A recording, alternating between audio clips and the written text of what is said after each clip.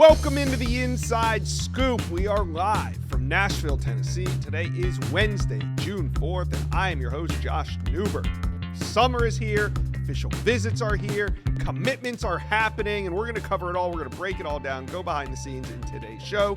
But first, I don't ask you guys for much. I don't ask for any money, but I do ask that you hit subscribe to the On3 Recruits channel. Let's get it going. We have a big show today. We're going to talk some Texas Longhorn recruiting, Oregon, Miami. We're also going to have Pete Nakosan, our NIL insider, talk about some of the wild requests programs are getting from recruits during official visit season. All right, let's get to it. We got to talk about the biggest recruiting development in the country when it comes to college football recruiting. We're going to start in Georgia. The dogs stay hot. Last night, top 100 prospect Justice Fitzpatrick pledged to the Bulldogs. He chose Georgia over Miami, Florida, Texas, Ohio State, and this is the Dogs' second highest commit in the class, only behind, you guessed it, quarterback Jared Curtis, the number one quarterback in the country. So the Dogs are not done, currently sitting at number 5 after the commitment of Fitzpatrick, who, if it sounds familiar, it's probably because you know his older brother, Minkah Fitzpatrick. Yes, we all know of the All-Pro that went to Alabama. Well, his little brother just pledged to Georgia. Now, Dogs sitting at number 5 in the country. There's more to come, Georgia fans. Just hold on tight. All right, up next, the Gators trending for Texas defensive lineman one day after landing Caden Hall. They're trending now for a 6'6.5", 245-pound defensive lineman from Tupelo, Mississippi. I'm talking about Jaraylin McCoy. Yeah, he named UF his leader coming off the visit, but on Wednesday, we saw a new prediction from expert Steve Wiltfong, and McCoy is now trending heavily to the Gators. But this weekend, it's not over. His recruitment is not over, of course, because this weekend he's going to be at Texas, and that is one of the teams that is in competition for him. So we'll have to see if the Gators still are leading when the weekend's over. Up next, 5-star edge back at Oregon. Yeah, Richard Wesley, the one-time commitment. He was there for 17 days on that Oregon commit list, is back in Eugene this weekend. You just wonder if he'll be doing any cannonballs with head coach Dan Lanning. Now, of course, Richard Wesley pledged to Oregon, decommitted, but obviously in the NIL era, anything goes. So Richard Wesley back on campus this weekend with a couple other 5-stars. Brandon Arrington, Tyler Atkinson also on campus for the Ducks. So there's a huge visit weekend taking place in Eugene. Next up, Texas A&M. Yes, the Aggies are surging now up to number 6 in the On3 industry rankings. On Wednesday afternoon, they landed the number 1 player in the state of Arizona, Cameron Hamil. He's a DB. Aggies land him over Penn State, Nebraska, Indiana, Oregon, and others. It's a huge get for Mike Elko and his staff, who have been quietly putting together not just a top 10 class, but right now up to number 6. So those are the biggest developments that I've seen in the college football world over the past few days. You guys tell me what you're watching. Let me know. Comment section below. We got to talk some Texas Longhorn recruiting because summer is here. Texas kicks off a trio of big visit weekends. Each one gets bigger than the last, but let's start with this coming weekend. Justin Wells from Inside Texas, who most intrigues you that will be on campus? That's a good question. There's some really interesting guys. I feel like a lot of it's on the defensive side of the ball. I'm going to start with Lamar Brown.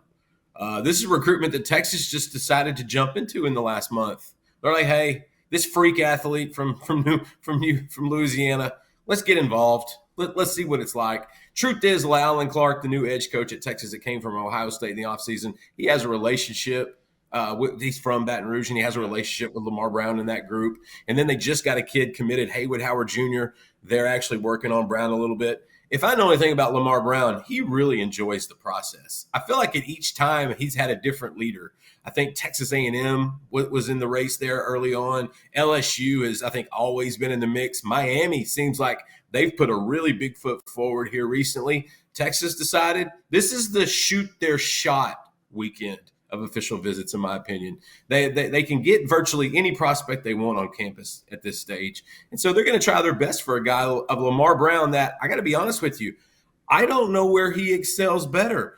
offensive line or defensive line. The Horns like him on the defensive line. I think Mm-hmm. they've got their O-line targets pretty much, lined up. I think he's a defensive tackle at the next level. He's that good, though. He can play on either side and be impactful. Right. That's how freakish of an athlete Lamar Brown is. I don't think he has a leader. I do think he's kind of wide open. I think it's still going to be tough to pull him out of LSU, pull him out of that range. Yeah. But that's what Texas is here to do. They're going to shoot their shot. Lyle and Clark had a previous relationship. They've got a couple other guys working on him as well. Let's see how it goes. Yeah, and he was in Coral Gables down at Miami last weekend. Seemed like he had a great time. So, I like what you had in your update. It says his leader likely changes daily. So we'll see if on the day that he leaves Texas, if he has a new leader. We'll just have to wait and see. All right, this one stood out to me. Devon Benjamin out of California, Oaks Christian. Is Texas on the outside looking in heading into this visit? I think a little bit. I think this is another one like Brown. They got into the recruitment a little bit later, and then obviously they had the change in secondary coaches in February, late January, early February. Blake Gideon to Georgia Tech, Terry Joseph to New Orleans. So there was kind of having a reset there with Mark Orfeh and Dwayne Akina. Mm-hmm. Benjamin's a guy, number one rated corner in the country. He's like Lamar Brown. They're going to shoot their shot with this kid. He's already been on campus once. He came in April for an unofficial. He saw enough of it to say, you know what, I need to set that official visit up. But this is a kid that I think Texas is playing catch up on because he has been established in the recruiting world for well over a year. I think Ohio State is squarely in this one. I want to say Georgia is squarely in it. USC, that's another one. I think Ohio State and USC are probably the two teams that have had the longest relationship built there out of Thousand Oaks. It's gonna be hard to pull, but at the same time, Texas can get anybody they want on campus right now. They're gonna shoot their shot with the number one corner in the country. They're gonna see what they can get from him. Let's see how it goes. Hey, if like Lamar Brown, if they do the right things on this trip, you could see some differences when they start to make their decisions at the end of the summer. Benjamin's is another example of get an elite guy on campus and see what you can do. Yeah. Speaking about getting elite guys on campus, Corey Wells is a new name added to the list, and he's 6'5", 290 pounds. We know Ole Miss, Auburn's been battling in this one, but what do you make of Texas's shot here? This is one that Texas jumped into about 3 months ago, and you're right. He is a big drink of water. 4-star out of Petal, Mississippi. Yeah. I hope I'm saying that right. He's one of those kids that it feels like he's Ole Miss's to lose. There's a lot of confidence in Oxford right now that he's going to wind up a Rebel, but that's not stopping Texas. That's not stopping some of these other schools. He's actually at Auburn as we speak, taking an official visit. I caught up with him this morning. I hate bugging kids during their official visits, but I didn't know he was on the trip already. I thought he was actually headed there. He gave me a few quick quotes that you can check those out at InsideTexas.com. Essentially, he really likes Kenny Baker. He loved what he saw. He came in April for an unofficial visit, got to watch a scrimmage. He got to see the guys get coached up. And I think Corey is just being diligent. I think when Texas came knocking, it's substantial because they've sent, I want to say, 6, maybe 7 defensive linemen to the NFL in the last 2 or 3 NFL drafts. That's probably the most prevalent position they've had of guys being selected. That's got Corey's attention. And so this is another one and this one's a little bit more under the radar, but the Horns have done a great job setting the foundation for him throughout the spring. Get him on campus today. He took an official visit to Ole Miss last weekend. I don't know of any other official visits he has scheduled moving forward. Texas this weekend might be his last one, and I think you could see a decision soon after that. All right. So tell me about the next couple weeks for Texas fans. It seems like if you are a Texas fan and you haven't been paying attention to recruiting, you can literally tune in right now through the end of the month and see all the action. Yeah. Yes. That's a very way to put it. You said each weekend's building up to the next. Like this is kind of a smaller official visit weekend, but for the next 2, they're going to be hosting almost 50 guys in the official capacity. And most of these guys are top targets. Most of these guys are guys they have built relationships. Some of these official visits were set in January and in February. I can't remember a cycle where OVs were set earlier and sooner, but I think that just comes with the territory. Everything kind of gets rushed forward in the new recruiting cycles. there's a lot going on next weekend. I don't want to discount this weekend because there is some major guys. Jamarian Carlton, edge out of Temple, right down the road. There's a lot of stuff going on with that recruitment that Texas is paying attention to. Jaraylen McCoy, a top edge target out of Tupelo, Mississippi. He's going to be back on campus. So I don't want to discount this weekend, but next weekend, guys, that's a big weekend. You got guys from running back, receiver, tight end, O-line, D-line, linebacker, DB. I want to say there's between 20 and 25 guys expected for official visits next weekend. I think a lot of those guys are summer decisions. And so that's going to be a weekend where everybody is going to be on their toes in Austin. It's going to be an all-staff type of weekend. Just any kid you can imagine that's a top target is going to be coming through Austin, from running back KJ Edwards to wide receiver Caden Finley, who they are battling hardcore with Notre Dame right now. And remember, he's a Texas legacy, Jermichael Finley's son. Offensive lineman Felix Ojo, John Turntine.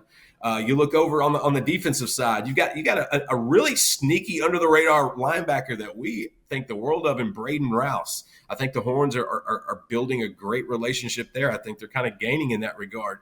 And then you've got some more guys you got some more big hitters from the corners and secondary and things of that sort. It's just Texas decided, instead of spreading everything out, they want to get it all done in a 3-week window. Now, don't be surprised if there is a midweek official visit between, I believe it's going to be June 16th to the 18th. Mm-hmm. And don't be surprised if Derek Cooper, the number one running back coming out of Florida, Chaminade, Madonna Prep, he'll likely take a midweek official visit. And that's going to be substantial because the Horns are trying to find 2 running backs for this cycle. They love where they're at with KJ Edwards. Cooper's a guy they're going to work on. Xavier Crowell's coming in this weekend. Yeah. They're going to try to take him out of Alabama. That's going to be tough.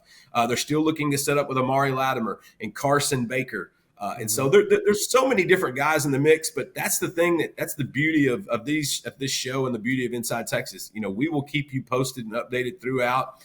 The next 3 weeks are critical to how Texas is going to move forward. Because remember, Sark and these guys, they don't push in the summertime. They like to take these evaluations all the way to National Signing Day if they can. It gets to the point where Sark doesn't really turn on a pot of coffee till about 3 days before National Signing Day in mid-December. They like to let it all play out. This next 3 weeks is going to set the foundation for how they push and how they look to fill out this class. They signed the number one last year. They're going to try to do the same in 2026, led by 5-star number 2 quarterback Dia Bell. All right. First of 3 monster visit weekends. Stay tuned to Inside Texas for all your updates. Put another 5-star recruit on the list. Oregon Ducks big visit weekend is here. This is the first one of the summer. We got Justin Hopkins from Scoop Duck. So Tyler Atkinson, the latest addition. He was at Clemson last weekend. He's got a couple more lined up. And Oregon's managed to just kind of hang around this recruitment. How big is it for them to get him on campus this weekend? Yeah, hang around is the right word there. Oregon has gotten him on campus several times, surprisingly, but they've done a really good job just kind of laying in the weeds and kind of working behind, closed doors a little bit there, which is tough to do with a guy like Tyler Atkinson because he's just a really good football player. But, I know those in Eugene really view him as an elite linebacker, like, a game-changing defensive guy. And I'm sure Clemson, Georgia, and the others view him in the same light as well. So no secret there. If you're Oregon, you got to get him on campus, and you got to hope, if you're Dan Lanning and Marshall Malco and the guys, you got to hope the flight goes smoothly to and from, because Oregon is the only school west of Texas on his list. So when I see those lists and I see, if I see a couple schools, I feel a little better about it. When I see Oregon as the only one, it gives me a little bit of pause for those 5-stars from the Southeast. But you know what? Oregon's going to get him on campus. They'll make their play, and we know anything's possible in today's NIL world. Yeah, so now moving down the list of 5-stars on campus, we come across DB Brandon Arrington, and I believe he was on campus for the spring game, and he had said that was one of the best spring games he went to, felt like Oregon was maybe his leader, but as we know with Brandon Arrington, wherever he goes, it always comes out feeling like he's the leader. You've had Alabama, A&M, even USC up in the mix. So Brandon Arrington on campus this weekend. Like, where do you see his recruitment right now with Oregon? Do they have ground to make up? Are they the team to beat? Where is it at? Yeah, this one's really interesting. And the reason that I say that this one's interesting is because he was originally scheduled Yeah. to visit Oregon June 20th. You were going to get the last trip. And, just from talking to sources and people around the industry, I believe the two sides, and Oregon was a big part of this, moved this trip up. So that tells you that, not necessarily panic, but there's obviously a reason for Oregon to want to move this trip up and give up that, coveted last spot because, recruiting's kind of changed now. You always want to be the last visit. And now, I'm not so sure that that's the case anymore. So that's the interesting part of this. And I agree with you. He recently visited Washington, and all of a sudden Washington's in the mix. At one point, you think it's USC, you think it's A&M. He's just kind of been a very impressionable young man, which I don't have a problem with. But I think Oregon has seen that too and decided their play is to get him on campus sooner than later, maybe make the big push and see if they can get this thing locked up. I think that's kind of what we're looking for with this one. All right, 5-star edge Richard Wesley. Yes, that Richard Wesley is back on campus. He's uncommitted. If you remember, he was committed to the Ducks for 17 days. They were glorious 17 days. But he's back on campus for an official visit. If he asked Dan Lanning to do a cannonball, do you think Lanning does it this go-around? I was thinking of that myself, like, all right, are they going to go by the pool and hang out? Is Dan jumping in with them? And I'm sure, Oregon's leaned pretty heavily into that and, taking it on the chin and done pretty well with it. I think he makes the cannonball, and I'm sure he's hoping to do the cannonball if it comes to that. But, yeah, I mean, Richard Wesley. Yeah, what's going on here? Because you and I come from a different era before NIL where if a recruit did this 10, 12, 13, 15, 20 years ago, they probably wouldn't be invited back. The staff, they just wouldn't, they would break apart. They wouldn't consider each other anymore, but this is a whole new world. So is Richard Wesley in Oregon like really a thing again? Yeah, it never stopped being a thing. And that's, I think obviously there was a lot. He made his decision, went home, talked about it with his family, primarily his dad, it sounds like. And, they just kind of decided to ease off things a little bit. Oregon understood, and I know that the relationship stayed intact there. Oftentimes, as you and I both know, back in the day, if there was a decommitment, they were going somewhere else, right? And that's not so much the case anymore. Jared Curtis ends up back at Georgia. Richard Wesley, we see it all the time now. Yeah, much more frequent now. So, yeah, could totally get him back. Oregon, basically is like his first visit here coming through. And again, you kind of wonder if that's by design. Would they rather have had that last spot? Is this hey, let's get you and your family up here. Maybe we can get this thing ironed out. That's what I think Oregon's hoping for. So if we see Dan Lanning jumping in a pool again this weekend, I guess we'll know what happened. All right, there it is. All right, okay, so those are the 5 stars. There's a bunch more visitors coming in. You guys go to scoopduck.com for more. But Justin, who else do you think Duck fans should be aware of this weekend that's going to be on campus? Yeah, we know 4-star defensive back / athlete Joey O'Brien will be on campus. And, that one has really felt like Oregon and Penn State are battling hard there. And he's already taken his Penn State official visit. So you just kind of look at that one a little bit. He's a very unique, very dynamic, rangy safety back there that I think Oregon really likes. The other one that I'm not sure visits this weekend, but should visit here possibly midweek, is 4-star wide receiver Messiah Hampton. It's a guy that Ross Douglas, who took over for Junior Adams at the wide receiver coaching position for Oregon, that was his first offer. And Hampton was barely a 4-star at the time outside the 300. He skyrocketed up the rankings. So he's set to make his college decision in about a week and a half from now. So you kind of wonder if Oregon's going to be able to get him back on campus and maybe get that thing locked up. I know Miami, Syracuse, and others have made a lot of push there, but that's one I'm kind of keeping my eye on and thinking Oregon's looking to make a big move with. Yeah, and just as a note, Messiah Hampton is going to make his decision. I was texting with him last night right here on the On3 Recruit channel, so make sure you guys are subscribed if you are not yet. All right, Justin, well, it's going to be a big weekend. You guys go to scoopduck.com for all the action. Appreciate you. Let's talk some Miami recruiting. It has been buzzing in Coral Gables ever since the commitment of number 1 overall, Jackson Cantwell. We got Stephen Wagner here from Kane Sports. Stephen, it hasn't even been a month yet that Jackson Cantwell's been a Cane, but what's been the reaction? What's the buzz? How are fans handling this commitment of Jackson Cantwell? Yeah, so I've been here at Kane Sport covering Miami football recruiting for 3 years now. This is my 3rd year. That was hands down, without a doubt, the most excited I have ever seen Miami's fan base for one individual commitment. That's the most excited I've seen the Hurricanes fan base get for recruiting in general. We have a recruiting message board over at Cane Sport. It all blew up all at once. Just, the overall amount of excitement that I saw from Miami's fan base. I mean, this was really, kind of the monumental, get for Mario Cristobal that I think, some of us have kind of been waiting on for, like the last year or so. Obviously in his first full recruiting cycle, he landed Francis Mauigoa, and that was, a really, really big one for the Hurricanes to get. Then in his second cycle, they loaded up with D linemen. They got 5-star Justin Scott.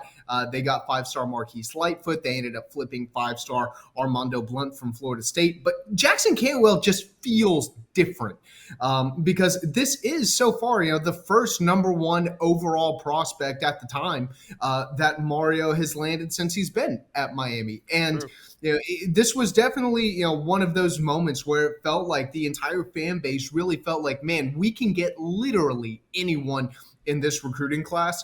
The Hurricanes obviously aren't done yet.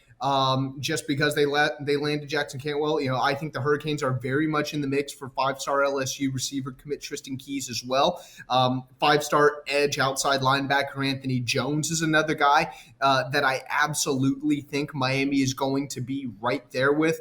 5-star interior offensive lineman, defensive lineman, athlete, Lamar Brown. I think that's another person that people are really sleeping on big time for the Hurricanes. I think Miami is not done by a long shot. And I think this fan base is really fired up about what Miami recruiting can have in store in 2025. Yeah, I like calling Lamar Brown an athlete because so many times the prospects with that ATH before their name, they're DBs, they're wide receivers, they're 6'1", they're 170 pounds. That's usually the number one athlete in America. But Lamar Brown at 6'5", 6'4", 285, I like him as our number one athlete. So let's just call him an athlete from here on out. Speaking of athletes, Jackson Cantwell is going to be on campus. We saw him throwing the shot put over the weekend. He's a do-it-all guy, so we know Cantwell's going to be on there. He's going to be a big help to recruiting over the weekend. Now, who is he going to recruit? Well, let's start with Bryce Perry-Wright, top 100 prospect overall. We've been talking about him a lot on this channel, but where do you think Miami stands heading into this visit? Yeah, Miami has absolutely gained a ton of ground with Bryce Perry-Wright here, really over the last 2 months or so. Miami was kind of on the outside looking in at his recruiting picture a little bit earlier in the year. Then they got him down for an unofficial visit in April, and it really felt like that significantly affected Miami's chances. I really felt like there was kind of a shift in how he viewed the Hurricanes. His uncle, Ray Lewis, actually played with Miami defensive line coach Damian Lewis at Miami in the late 90s and the early 2000s. There's a little bit of a connection there. He really likes Jason Taylor, likes the idea of potentially being coached by a Hall of Famer. And Miami is as high on Bryce Perry-Wright as really anyone in this year's class. He's one of those, really, really versatile defensive linemen. I've had a few conversations with Miami staffers. This overall defensive line class as a collective group maybe isn't as deep as it's been in some other years, but it's very top heavy the way that the Hurricanes view it. And Bryce Perry-Wright is absolutely one of those names that they are really, really focusing on and that they really want to try to make an aggressive push for. Now, right now, Perry-Wright's kind of holding his cards close to the chest. It's been kind of difficult to get a read on specifically exactly where Miami sits. But the Hurricanes are absolutely in this mix. I talked to him the other night. He very, very much views Miami as a very serious contender. So hopefully this weekend will be kind of an opportunity for Miami to really be able to capture a little bit of momentum. All right. So speaking of momentum, James Johnson, the top-ranked defensive lineman in Florida, Georgia's trying to pull him out. So this recruitment, I think this is a sleeper recruitment, probably one of the more important ones. I don't know if we talk about it enough on this channel, but James Johnson being recruited by all the big dogs this weekend. Miami's going to have him on campus. Do they have a shot to keep him in state? They absolutely do have a shot, but just how much of a shot, I'm not really 100% certain because he's not that traditional kid that's just at one of Miami's, local pipeline powerhouses that it seems like the Hurricanes just typically get everyone at. This kid was at Fort Myers on the other side of the state last year. He just transferred into Miami Northwestern this spring, so he's only been there for a few months. He doesn't really have a ton of hardcore direct ties to the University of Miami, like a lot of these other kids at Miami Northwestern or Miami Central or Miami Norland or Booker T or any one of these local schools really do. That being said, the Hurricanes have absolutely put the work in with him. They were recruiting him pretty hard last year. They identified him relatively early in this year's group of recruits. I do think that Georgia right now is still in a pretty good spot. I think Texas is another team that we're keeping a pretty close eye on. I know that Georgia, absolutely was the team to beat for quite a while. And, the last time that I spoke to him, which was, a couple of weeks ago, it kind of seemed like things had kind of, leveled off a little bit. However, he is coming off an official visit to Georgia last weekend. And it does seem like the Bulldogs have put themselves in a pretty good position. I do think Miami really will have a chance for Johnson at the end of the day, but I think that this official visit weekend is going to be absolutely crucial to the Hurricanes' chances. All right, yeah, and this visit weekend's huge. You guys do a great job of covering it all on Kane Sport. Go check it out. Very thorough. One more name I want to touch on. That's Hezi Kent, massive tight end prospect, 6'6", out of the state of Georgia. Now, I was texting with Hezi Kent. He's going to commit on this channel, not till July, though. So there's still a little meat left on the bone of this recruitment. How do you see it lining up? Who's the biggest competition here for Miami? Inside Scoop listeners, I got to tell you about a company that makes this show possible. It's Rhoback Activewear. The only way to describe Rhoback is best fit, best feel. And for those who are not familiar with Rhoback, they are completely changing the game with their incredibly comfortable activewear. Rhoback has released so many items within their new licensed game day collection, and it's our favorite. With novel polo designs, clean hoodie, and quarter zip designs from some of your favorite schools, it's definitely worth checking out. Nobody else in the market is pairing these level of custom designs with this quality of activewear. Rhoback's everyday shorts or their Delta Performance pants are the perfect pairing as well. They are both super comfortable. They have an elastic waistband and a great fabric that is made to have the appearance of a nice short look, but the comfort for everyday movement. Rhoback also has been proudly leading the NIL charge, having signed partnerships with multiple college football stars, past and present, and are becoming the go-to brand for college athletes across the country. So use code JOSH on Rhoback.com for a generous 20% off all new custom orders through the end of this week. Let's spell it out for you. RHOBACK.com. That's 20% off all performance polos, shorts, and more with promo code JOSH. We think this is a Miami-Florida battle, but we are not sleeping on Texas by any means. I definitely know that on the Miami side, there's a little bit of concern that whenever he does get down to Austin for that official visit, they could kind of throw a wrench in things down there, just with the resources that Texas has shown that they are willing to throw at recruits. But Russ Callaway over at Florida, I believe his high school head coach, or Hezi Kent's high school head coach, is friends with Russ Callaway, so that's absolutely kept the Gators a team to watch. We know Cody Woodle at Miami, they have prioritized Hezi Kent more than anyone else in this cycle at the tight end position. They have been absolutely bonkers on him really since last summer. They got him down for this big recruiting cookout barbecue that they had last summer. They got him back down again this spring for a similar event. They're going to get him down for this official visit. Cody Woodle has been to his school multiple times. The Hurricanes are throwing absolutely everything at Hezi Kent. At the tight end position right now, there really isn't a bigger priority for Miami. The Hurricanes want to take two tight ends this cycle, and they view Hezi Kent as, kind of this Darnell Washington type of player who can really diversify the types of playing skill sets that are going to be in their tight end room. They think that, putting him in the game, you can kind of use him as, like almost like a sixth offensive lineman who's also a pass catching threat. And they think that'll open up their playbook for all sorts of interesting personnel groupings. We think that Miami's absolutely going to have a very, very, very real chance. Miami knows that it's going to be tough. Miami knows that, it is going to take, a lot of effort and resources to get Hezi Kent to Coral Gables.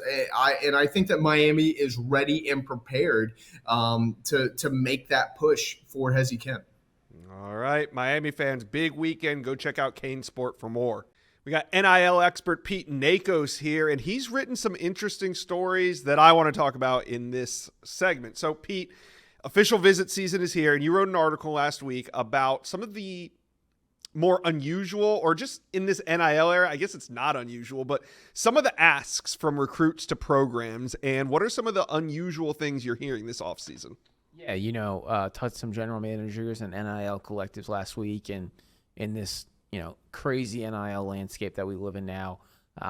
Guys are asking for cars. They're asking for real estate. They're asking for, straight up like property to own that could appreciate in value.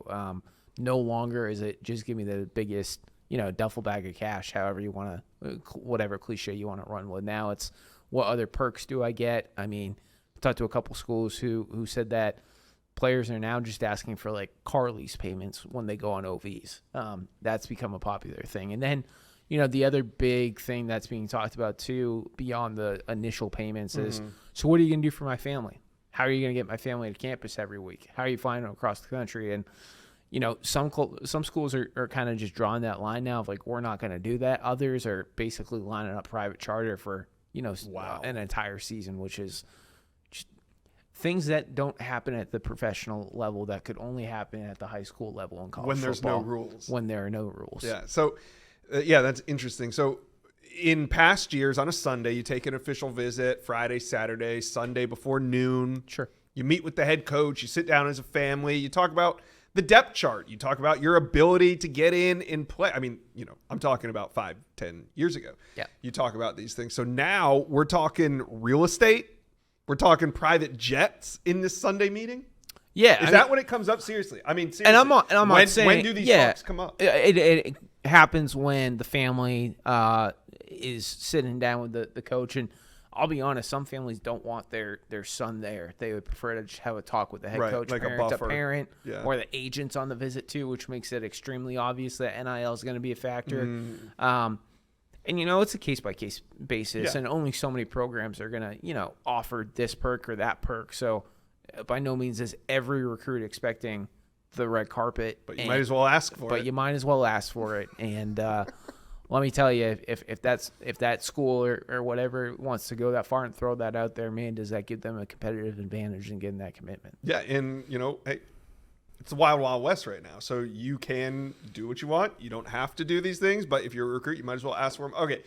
Speaking of recruits, you wrote a story also last week about commitment payments, meaning when a program gets a top recruit committed, there's now sort of a normal process taking place where guys are getting monthly payments to remain committed. What are you hearing? First of all, if we got, the top 300, let's talk about how many prospects in the top 300 can expect to be paid after they commit?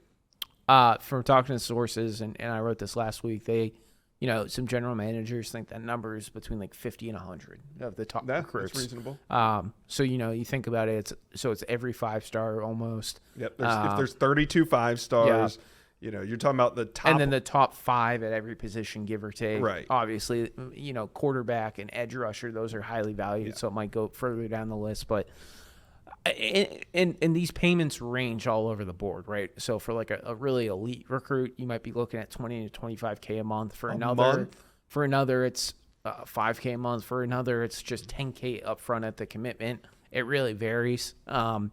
But, we're talking about some pretty serious cash here if we're talking about a May or June commitment holding all the way to December, right? And earning $20,000 to $25,000. So are these payments helping calm the, all the flips that we see? I would like to say yes, but I don't think that I can give you an answer just yet. I think we're really not going to get a better picture of that till November, December, when more money gets thrown around. And so the other important thing here too is there are ramifications. I know, Kirby Smart kind of teased it at SEC spring meetings, but it has become a very popular tactic to put in these, in these contracts that schools want the money back if the recruit decides to flip their commitment. And so it could be $200,000 that a school has paid an athlete, and then they flip, and then the NIL collective, the school isn't just going to say, okay, like have fun with the $200K. They're going to, it's in the contract. Give us our $200,000 back, or you're going back to going to court. Could we see buyouts? Meaning, like, let's just say a 3-month recruitment. I don't want to even use team names, but there's 2 SEC powerhouses battling each other. A recruit has been committed for 3 months. He's earned $60,000 in those 3 months for remaining committed, but he wants to flip his commitment. Could he go to that school and say, hey, if you repay the $60,000 that I owe school A, I'll flip to you? I mean, it's already happened in the transfer portal. So, yeah, I'm sure it's only a matter of time until it hits recruiting. Man, that's crazy. All right, speaking of crazy, let's talk some USC recruiting because they're doing something differently. Last year at this time, Justice Terry had already flipped. Isaiah Gibson had already flipped. You could just get a sense. Juju Lewis had not flipped yet, but the class was falling apart around him. Fast forward to 1 year later, USC has the number 1 class in America. They were number 1. They got knocked down. They came back up. They currently have the number 1 class after landing 5-star Mark Bowman. It just feels different. It feels like USC not falling apart this year, only adding to their already number 1 class. And you had a chance to talk to Lincoln Riley a little bit last week. What did he think has changed? Yeah, Lincoln was pretty introspective on it all, and he was also pretty, upfront too about how he thought that the amount of progress that has been made, and it's obviously translated into recruiting. The NIL budget is, eons and eons better than where it was when he started, and the other thing that sticks out too when we have to talk about USC and NIL and recruiting, similar to some other programs, they've done a really good job of making sure to, cash front these deals before this house settlement kicks in, and deals have to go in front of, this NIL clearinghouse that's supposed to be set up. And we'll see how that all goes. But USC's definitely made it very clear to recruits that, you go to LA, you're going to have a chance to compete for national titles, and you're going to be paid at some of the highest levels in college football. And I mean, Lincoln even said it, and it was in the story. There's no more hollow promises at USC. Right. We're not doing that year anymore. So they are definitely trying to send a message that, we're back. We are a better version of ourselves than we were in these last 3 years, and we have the dollars now to compete with everyone. Okay. Now, winning on the field will go a long way to kind of help them maintain that status. But, hey, it's an interesting story, interesting week, interesting weekend coming with official visits. So there's going to be more commitments, more news. Pete Nakos, thanks for dropping by the Inside Scoop. You bet. Thanks so much, Josh.